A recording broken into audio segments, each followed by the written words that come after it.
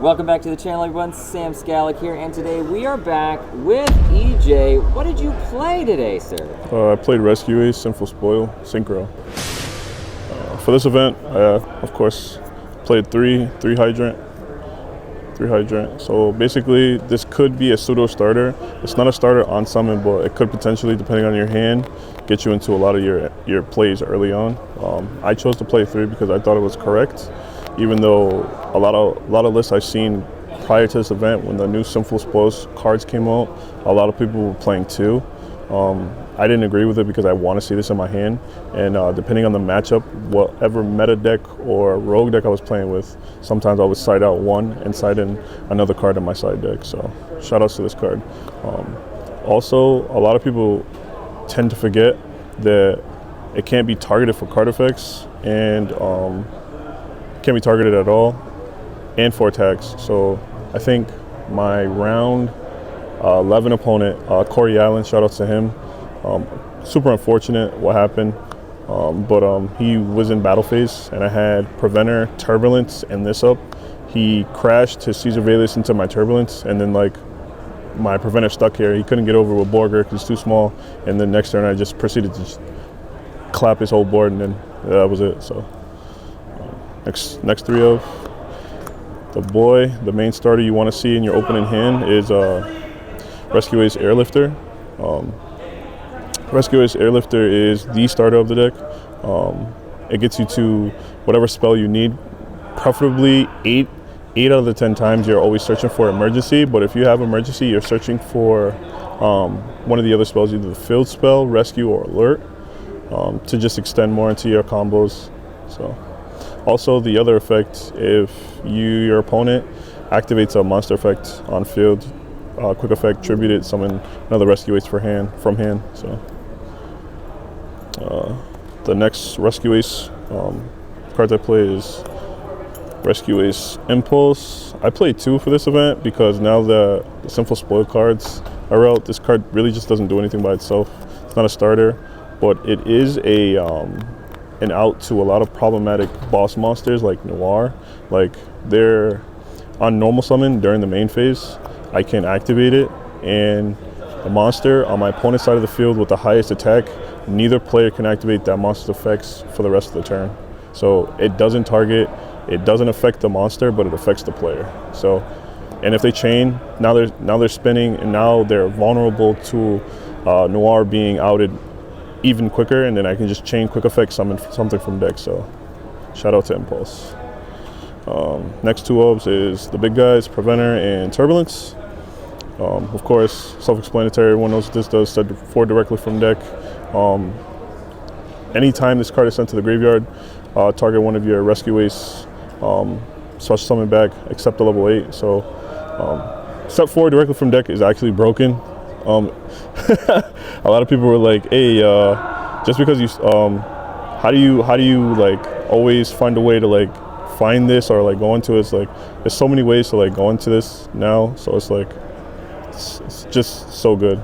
Sometimes I wish I could play 3 Preventer, but it just breaks way too much, so 2 is the perfect ratio. So oh yeah, the hidden ability of this card, a lot of people were caught off guard this event. They would either pop one of my back rows or pop my Preventer, and I would go, all right, chain link 1 Preventer, chain link 2 Turbulence, to pop one of their cards on the field. They were like, you can do that? I was like, yeah, it's a hidden effect a lot of people don't know, so pay attention to that. The 1-of, I played Fire Engine. I played Fire Engine in the main instead of Fire Attacker because this gets me to Airlifter or Hydrant. For like if I'm going second and I activate Impulse. So also this has a like niche interaction where if my opponent were to extend more and special summon, I can automatically summon something from hand, deck, or grave. So it just generates a lot of bodies on board for like my opponent to deal with. And, like all these big, anything over level 4 Rescue Ace, they're all beefy. So next part of the deck, the spells and traps. So pretty much the 1-ups, except emergency. So you max out on these, and these are all 1-ups because these get everything back and rotation. Luckily, I was only shifted once today.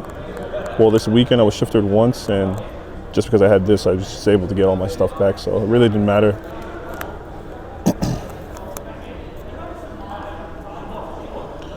Next part of the deck, the one of the boy Jet Synchron. This was glued to my hand a lot this weekend. I really like this card because it sets up like your turn one board like insane with the Sinful Spoils package. Like normally, like full combo. Sometimes like you can set up Borload Savage with Barone, a IP set 4 and like 3 or 4 cards in hand. Like this generates so much for the deck. So if you're not playing this, you're incorrect and you should play it. So the new cards, the Sinful Spoil stuff. Whoops. I played 1 and 4. A lot of people I seen earlier this weekend were on 2, 3, 1. I want to see it, but I don't want to brick on it because like having 2 of these gets you here. But I just wanted to minimize, but also find the perfect ratio where I wasn't clunking my hand with just all wanted. Like this card's effect is to set this directly from deck. The summon effect, well, it's an inherent summon, so it doesn't activate. A lot of people thought it activated, and I was like, nah, it's an inherent summon, so really good card.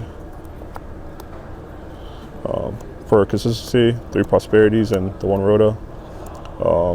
I didn't play talents or thrust in the main. I sided them, so I wanted to really max out on consistency or like the top 6 cards, whether to dig early on. Like if I was looking for an extra piece to like set up a strong enough turn 1 board, so we played prosperity. Out of the 7 times I activated this weekend, surprisingly no one ashed it. So I don't know why they didn't ash it. And then for non-engine, what I played this weekend was 3 nib, 3 ash, and 3 draw. I played these 9 non-engine cards. I thought they were very correct into to Age of Overlord, new format for all the like meta decks. So like these combo well together, and depending on the interactions, of course you want this for branded, but no one's on branded. But this Ash simplifies a lot of game states, and like depending on the matchup, you probably shotgun this up to the first ad. Like Tier plays into Droll this format so hard with the new Horus cards. I really think Horus is not correct to play. It supplements the deck very well and helps it make bigger pushes. But overall, like just pure Tier, just play pure Tier if you're on Tier, and then of course play Nib. Unchained still really popular, and Dragon Link of course, and any other rogue matchups in the main. These 9 hand traps worked well for me all weekend, so no complaints there. I'm actually gonna try to change up some of the non-engine though. Probably side roll and keep nib. Try crows in the main, just because like crow like can banish pearly spells and traps, when they go little black cat to target to rank up and stuff like that. So something to try look for. Extra deck. So I played the Borload Savage, Barone. Played these 2 because of Jet. Next, I played Typhon. Typhon really didn't come up as much this weekend. I made him twice, but when I did make him, he was really good. So basically, I can summon this using any monster with the highest attack on my field. When my opponent previous turn, on their turns, special summon 2 or more cards from the extra deck. And I can attack or special summon with other monsters for the rest of the turn, but pretty much just out to like anything problematic, stuff like that. So shout out to Typhon.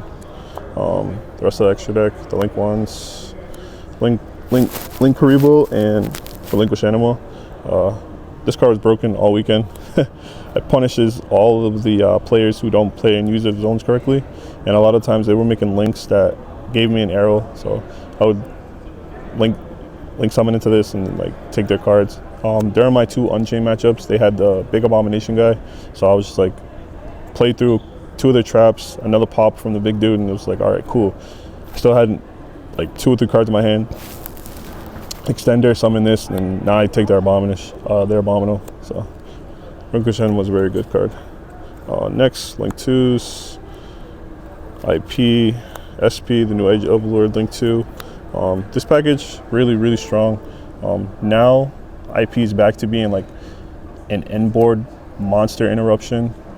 So to pair with the SP, because like SP's effect, if it's used with anything summoned from like the extra deck, it's a quick effect, banish a card, and also the new effect when your opponent activates a card or effect, it could banish up to 2 cards on the field and 1 card you control, targeting. But usually, like if you can make this turn 1 and then set up Turbulence, if they don't automatically shotgun a imperm on your Turbulence, you activate to set 4, and then they try to use imperm or effect Veiler, then you just chain this and then you set 4 for free and banish those, and they come back in the end phase. So very strong card. It's very strong, but it's very fair card. Wrestle Link 2s, Nightmare Phoenix, Wolf, Dark, Hida. These are just Link 2 toolbox, really. These make big pushes, like for Celine access code play. I didn't play the Proxy Magician, I didn't play that. I felt like if I didn't want my cards targeted, or if they did get targeted, if I had the rest of my combo, like they had to deal with like set 4 and hand traps, or set 4, both synchros, and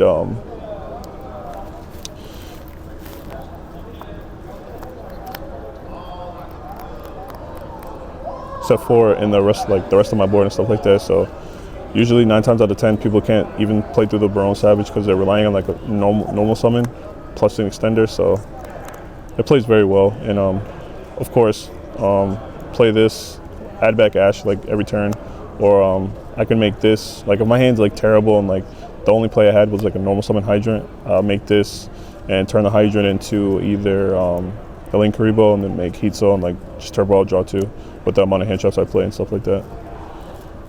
And the rest of the extra was Heat Soul, Celine, Access, Underworld Goddess. This was the least card I made all weekend. It's a very good card overall, but I really pretty much didn't need it or use it. Usually I always just banished it off of Prosperity, but these are the MVPs all weekend, Access Code and Celine. These OTK'd a lot of people, made a lot of people salty, but it's very strong. You had to play it in the deck. Side deck, I played the 1 Fire Attacker. For any deck that just like adds a shit ton to their hand, like Tier, Pearly, we play these. Side this in, take out the Fire Engine with the 2 impulses. Also, I played 3 DD Crows on the side. These are the only monsters I played in the side deck. DD Crow pretty much comes in when I play against Tier, Pearly, anything that like relies heavily on the graveyard, pretty much. Next, I played 2 Thrusts, Talents, Harpies, 1 D-Barrier, and 1 Evenly. This was my thrust package. This package performed very well. Also, my last round of day 2, round 11, I had Thrust in hand, and my opponent was playing Vanquish, and he just did all his extra stuff during my main phase, but he really didn't do anything. He just set up and walled up, and I had like this search Talents, and it like just blew up his whole board and proceeded to OTK him. There's nothing he could do about it. Thrust is a very powerful card. A lot of Unchained players are maining 3 and 3, but there's just no absolute room to like main that much. But if you didn't play Prosperity, and like if I didn't play Prosperity in main, I definitely would have mained this. But 9 times out of 10, like sometimes Prosperity is better than this, because like a lot of decks aren't on hand traps as much in the main, and mostly just siding them. So like I'll have this, it's good, but like if my combo, I'm looking for my opponent to like, you know, interact with me as much as possible, it's just a dead card, you know what I mean? So it just sits there 9 times out of 10. Next side deck, 2 Cosmic. This is mainly just for Flu. Do this in the draw phase on their trap. It's like GG's pretty much. And then 3 Judgments. I didn't side Judgment in all weekend. I pretty much didn't need it. I don't know, like the Rescue Ace cards do so well of breaking boards alone, and like in going first, like normally like you just set up like the stones, your board's crazy, so like having this, you don't really need it to win more card, I guess, but I'll probably end up cutting it for something else probably.